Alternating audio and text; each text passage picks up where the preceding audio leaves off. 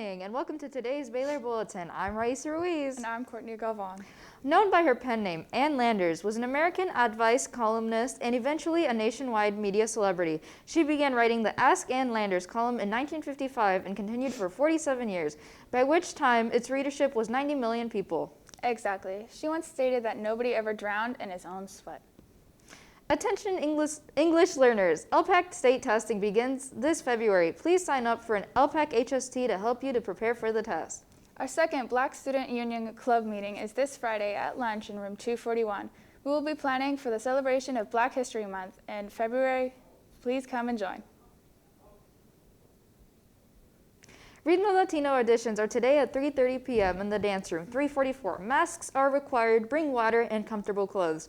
No experience needed, everyone is welcome to audition. Attention Hey Baler athletes, spring sports start on Monday, January 31st. If you are interested in playing baseball, boys golf, lacrosse, softball, boys tennis, track and field, swim, or boys volleyball, please make sure you are cleared before going to tryouts at the Student Activities and Athletics office in room 340. Thank you.